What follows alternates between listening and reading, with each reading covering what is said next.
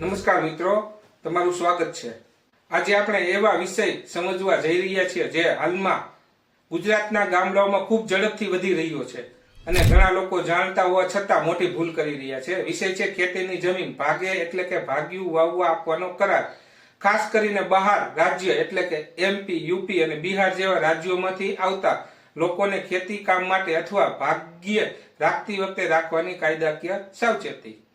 આ વિડિયો તમે અંત સુધી જરૂર જુઓ, કારણ કે આજે હું માત્ર કરાર વિશે નહીં પરંતુ એવી હકીકતો વિશે વાત કરવાનો છું જેમાં ઘણા જમીન માલિકોએ પોતાની જમીન ભાગ્ય આપીને પછી કોઈ કાયદાકીય પ્રશ્ન ઉભો થાય તો તે અંગે કોર્ટના ચક્કર ખાધા છે। કેટલાક કેસમાં અકસ્માત થયા પછી પોલીસ કેસ થયો છે અને કેટલાક કેસમાં રાજ્ય બહારમાંથી આવેલી વ્યક્તિના ગુનાહિત ઇતિહાસના કારણે જમીન માલિક મુશ્કેલીમાં આવ્યા છે। સૌપ્રથમ એક સવાલ તમને પૂછું, ઘણા લોકો જમીન ભાગે કેમ આપે છે? કારણ સરળ છે, કોઈ શહેરમાં રહે છે, કોઈ નોકરીમાં છે, કોઈ વૃદ્ધ છે અથવા ખેતી માટે સમય નથી, ત્યારે ગામના અથવા બહાર રાજ્યના વ્યક્તિને ખેતી માટે રાખવામાં આવે। શરૂઆત વિશ્વાસથી થાય છે, પરંતુ સમસ્યા પણ ઘણીવાર વિશ્વાસમાંથી જ શરૂ થાય છે। ચાલો પહેલા મૂળ બાબત સમજીએ। ભાગે વાવેતર એટલે કે ભાગ્યું એટલે શું? જ્યારે જમીન માલિક પોતાની કૃષિ જમીન કોઈ અન્ય વ્યક્તિને ખેતી કરવા માટે આપે છે અને પાક તૈયાર થયા પછી ઉપજમાંથી નક્કી હિસ્સો બંને વચ્ચે વેચાય છે, તેને ભાગેદારી ખેતી અથવા ભાગે વાવેતર અથવા ભાગ્યું કહેવામાં આવે છે। કોઈ જગ્યાએ અડધો ભાગ રાખવામાં આવે છે, ક્યાંક ત્રીજો ભાગ, ક્યાંક ચોથો ભાગ થાય છે, જે મજૂરી અને ખર્ચ ઉપર આધાર રાખે છે। ગામમાં આ સામાન્ય પ્રથા છે, પરંતુ કાયદાની નજરે આ ખૂબ સંવેદનશીલ બાબત છે। ગુજરાતના કૃષિ જમીન સંબંધિત મહત્વનો કાયદો બોમ્બે ટેનન્સી એક્ટ અને એગ્રીકલ્ચર લેન્ડ એક્ટ 1948 છે। આ કાયદા હેઠળ કેટલીક પરિસ્થિતિમાં લાંબા સમય સુધી ખેતી કરનાર વ્યક્તિ ભાડુતી હકનો દાવો કરી શકે છે। સામાન્ય રીતે ગુજરાતમાં આવું બનતું નથી, પરંતુ કાયદો છે એટલે શરૂઆતથી જ સાવચેત રહેવું જરૂરી છે।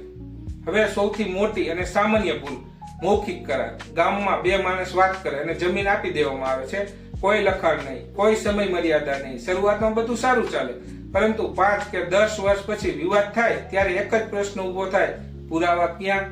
કોર્ટમાં બોલવાથી નહીં, દસ્તાવેજથી કામ ચાલે છે। સૌથી પ્રથમ નિયમ, હંમેશા લેખિત કરાર કરો। હવે સમજીએ કે સારો કરાર કેવી રીતે બનાવવો। કરારમાં જમીન માલિક અને ખેતી કરનાર બંનેની સંપૂર્ણ વિગત હોવી જોઈએ, જેમ કે નામ, સરનામું અને ઓળખ પુરાવો, જમીનની માહિતી, સર્વે નંબર, ગામ, તાલુકો અને વિસ્તાર સ્પષ્ટ લખવો। સમયગાળો ખૂબ મહત્વનો છે। મારું માનવું છે કે 1 વર્ષથી વધુ સમયનો કરાર ન રાખો, દર વર્ષે નવો કરાર બનાવો। પાકનો હિસ્સો સ્પષ્ટ લખવો, ખર્ચ કોણ કરશે, બીજું ખાતર, પાણી, દવા, મજૂરી બધું લખવું, અને સૌથી મહત્વની કલમ, જમીનનો કબજો ફક્ત ખેતી માટે આપવામાં આવ્યો છે અને કોઈ માલિકી અથવા ભાડુતી હક ઉભો નહીં થાય। હવે આજના વિડીયોને સૌથી મહત્વનો ભાગ એટલે બહારના રાજ્યના લોકો, એમપી, યુપી અને બિહારથી આવતા કામદારો। હાલમાં ઘણા વિસ્તારમાં આવા લોકો ખેતી માટે રાખવામાં આવે છે કારણ કે તેઓ સતત કામ કરે છે, પરંતુ અહીં કાયદાકીય સાવચેતી વધુ જરૂરી બને છે। સૌપ્રથમ ઓળખ ચકાસણી, આધાર કાર્ડની નકલ લો, મૂળ ગામ અને રાજ્યનું સરનામું લખાવો, મોબાઈલ નંબર અને પરિવારની માહિતી રાખો। ઘણા લોકો ઓળખ લીધા વગર કામ પર રાખી લે છે અને પછી મુશ્કેલી ઊભી થાય છે। બીજી મહત્વની બાબત છે પોલીસને માહિતી આપવી। જો વ્યક્તિ લાંબા સમય માટે ખેતર પર રહેવાનો હોય તો સ્થાનિક પોલીસ સ્ટેશનમાં માહિતી આપવી સલામત છે। ભવિષ્યમાં કોઈ ઘટના બને તો આ તમારી સુરક્ષા બને છે। ત્રીજી બાબત, રહેવાની વ્યવસ્થા। ઘણી વખત મજૂરો ખેતર પર ઝૂંપડું બનાવી રહેવા લાગે છે, વર્ષો પછી તે કબજા જેવી સ્થિતિ બની શકે છે। આથી કરારમાં સ્પષ્ટ લખવું, રહેવું ફક્ત કામ દરમિયાન। હવે એક ગંભીર મુદ્દો છે આકસ્મિક ઘટના।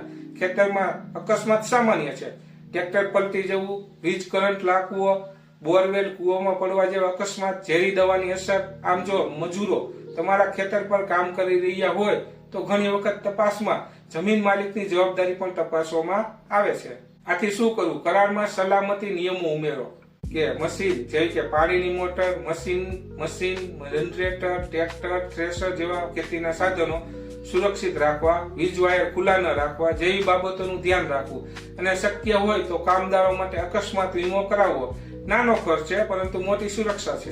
હવે વધુ ગંભીર વાત, જો બહારના રાજ્યનો વ્યક્તિ ગુનો કરીને આવ્યો હોય તો આ ઘણી વખત લોકો વિચારતા પણ નથી। જો કોઈ વ્યક્તિ બીજા રાજ્યમાં કેસમાં સંડોવાયેલો હોય અને તમારી જમીન પર રહેતો હોય અને પોલીસ તપાસ આવે તો સીધો પ્રશ્ન તમને પૂછશે, આ વ્યક્તિ અહીં કેવી રીતે રહે છે.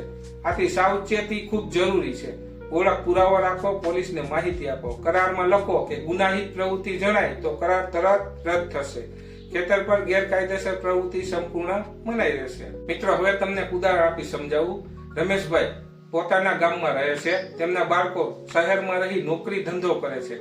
રમેશભાઈની ઉંમર હોય એટલે તેઓ ખેતી કામ કરી શકતા નથી, એટલે તેમને ખેતી કરવા માટે એમપી થી આવતા મજૂરોને ભાગ્ય આપ્યું. શરૂઆતમાં તો બધું સારું ચાલ્યું. સમય જતા મજૂરનો ભાઈ આવ્યો. રમેશભાઈએ પૂછ્યું કે આ ભાઈ કોણ છે?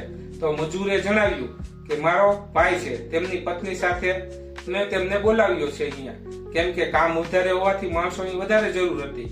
1-2 મહિના પછી આ બધું ચાલ્યું. પછી આવી એમપી ની પોલીસ અને જાણવા મળ્યું કે મજૂરનો ભાઈ સગીર બાળકીને પત્ની તરીકે ભગાડીને લાવ્યો હતો અને તેમની પર યૌન અપરાધો છે બચ્ચો કા સંરક્ષણ અધિનિયમ 2012 ના કાયદા પ્રમાણે ચાર્જ. પોલીસે તેમને તો પકડીને લઈ ગઈ અને રમેશભાઈ સામે આરોપ આવ્યો કે તમે તમારી જગ્યામાં કયા આધારે આરોપીને રાખ્યો. સમય જતા રમેશભાઈને એમપી કોર્ટમાંથી હાજર થવાનું સમન્સ પણ આવ્યું. આવું તમારી સાથે ન બને તે માટે સાવચેતી ખૂબ જરૂરી છે. આમ મજૂરો રાતે દારૂનો ધંધો કરે કે ગાંજો જમીનમાં વાવે, જવાબદાર કોણ? જમીન માલિક પણ થઈ શકે છે. આમ જો અગાઉથી સાવચેતી રાખેલ હોય તો સારું રહે. હવે બીજી મોટી ભૂલ, જમીન માલિક શહેરમાં રહે છે અને વર્ષો સુધી જમીન જોવા જતો નથી. આ સ્થિતિ સૌથી જોખમી છે. સમયાંતરે ખેતરની મુલાકાત લો, ગામના લોકો સાથે સંપર્ક રાખો, પાક વેચાણનો હિસાબ રાખો, બેંક દ્વારા લેવડ દેવડ કરો અને નિયમિત 7/12 ના ઉતારા તપાસો. એક સાચી વાત યાદ રાખો, જમીન આપવી સરળ છે, પણ કોઈ કાયદાકીય જવાબદારી આવે તો તે વખતે મુશ્કેલી વધી જાય છે. મિત્રો, આ વિડીયો તમને ડરાવવા માટે નથી, પરંતુ તમને જાગૃત કરવા માટે છે. આજના આ વિડીયોનો મુખ્ય ઉદ્દેશ ખૂબ સરળ છે. વિશ્વાસ રાખો, પરંતુ કાયદાકીય સુરક્ષા સાથે. લેખિત કરાર કરો, ઓળખ ચકાસણી કરો, પોલીસને માહિતી આપો, તેમજ અકસ્માત ન થાય તે માટે સુરક્ષા રાખો અને જમીન પર તમારી હાજરી રાખો. મિત્રો, આ બાબતો યાદ રાખશો તો જીવનભર મુશ્કેલી નહીં આવે.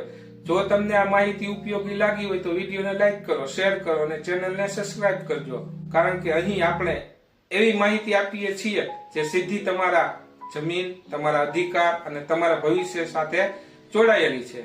ખેતીની જમીન ભાગે વાવવા આપવી ગેરકાયદેસર નથી, પરંતુ યોગ્ય કાયદાકીય સાવચેતી વગર આપશો તો ભવિષ્યમાં જમીન અકસ્માત, જવાબદારી અથવા પોલીસ તપાસ જેવી ગંભીર મુશ્કેલીઓ ઊભી થઈ શકે છે. આથી હંમેશા યાદ રાખો, 1. લેખિત કરાર ફરજિયાત કરો.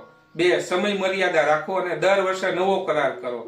3. રાજ્ય બહારના વ્યક્તિની સંપૂર્ણ ઓળખની ચકાસણી કરો. 4. જરૂર હોય તો પોલીસને માહિતી અથવા વેરિફિકેશન રાખો. પછી ખેતર પર કાયમી રહેવાની મંજૂરી ન આપો. અકસ્માત, સુરક્ષા અને સલામતી નિયમો રાખો. જમીનની નિયમિત મુલાકાત લો અને રેકોર્ડ સાચવો. વિશ્વાસ રાખો, પરંતુ કાગળ અને કાયદાકીય સુરક્ષા સાથે કામ કરો. એ જ સમજદાર જમીન માલિક ખેડૂતની સાચી ઓળખ છે. મળીએ આગામી વિડીયોમાં નવા મહત્વપૂર્ણ વિષય સાથે.